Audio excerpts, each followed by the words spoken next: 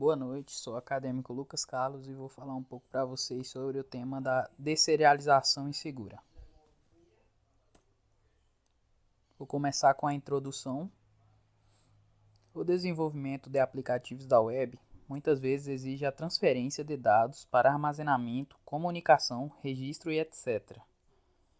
Ou seja, eles precisam preparar e enviar dados uns aos outros, de modo que os dados são muito importantes, especialmente financeiro, saúde e assim por diante.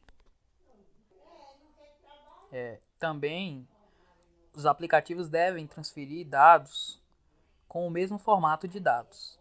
Faz com que o aplicativo converta para o padrão do próprio formato de dados antes de enviar dados e vice-versa. Convertendo o padrão para o próprio formato de dados após receber os dados, que efetua com a desserialização insegura. Antes de falar o que seria a desserialização insegura, vou falar um pouco do que é a serialização.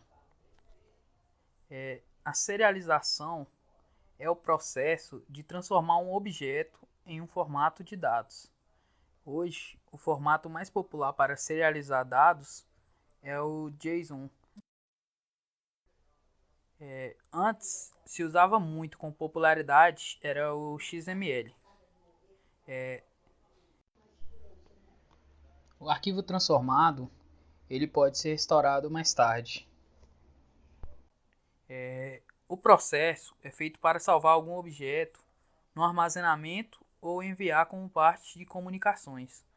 Ou seja, as comunicações se devem a partir de aplicações web. O que seria a desserialização? A desserialização é o inverso da serialização. É recuperar dados ou estado de um objeto a partir de um conjunto de bytes, garantindo que eles representem as mesmas informações. Em outras palavras, ele pega dados estruturados, que foram transformados pela serialização, estruturados em algum formato, e os transforma em um objeto assim como era antes de serializar. Volta ao formato normal, como era antes. Temos mais um exemplo do processo de serialização a desserialização. Tudo começa quando um objeto é serializado, transformado em bytes, que ele pode ser usado nesse arquivo, banco de dados, ser transportado pela internet, pela memória. E depois ele é desserializado e transformado novamente no objeto. Causa da desserialização insegura. Ocorre quando o servidor de aplicações, por exemplo, não tem como verificar a integridade dos dados serializados.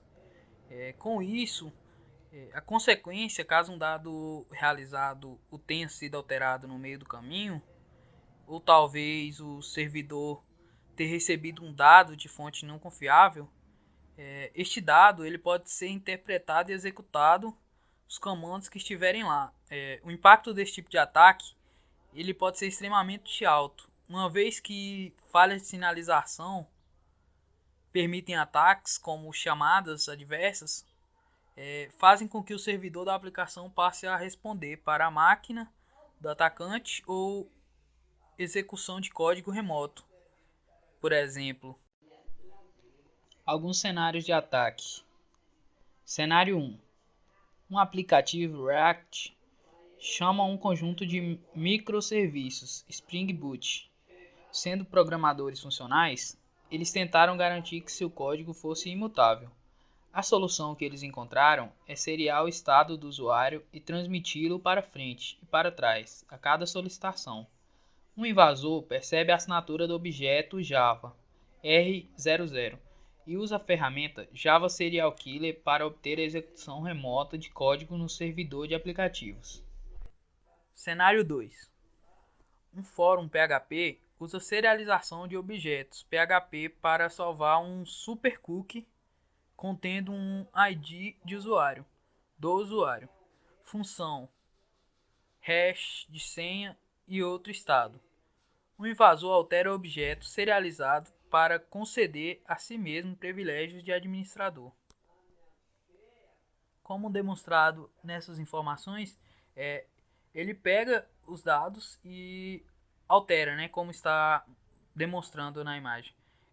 Como era Mallory, ele alterou para Alice, e usou de privilégio de usuário, ele modificou para privilégio de administrador. Agora, como se prevenir dos ataques? A maneira mais fácil de se prevenir desses ataques é não aceitar nenhum tipo de objetos serializados de fontes que não sejam confiáveis. Também tem a opção de implementar verificações de integridade, que seria assinaturas digitais em quaisquer objetos serializados, para poder evitar a criação de objetos hostis, né, que não sejam os mesmos objetos, ou até adulteração de dados. Também temos a opção de isolar e executar o código que desserializa em ambientes de baixos privilégios, restringir ou monitorar a rede de entrada e saída, desserialização alertando o sistema se um usuário desserializa constantemente,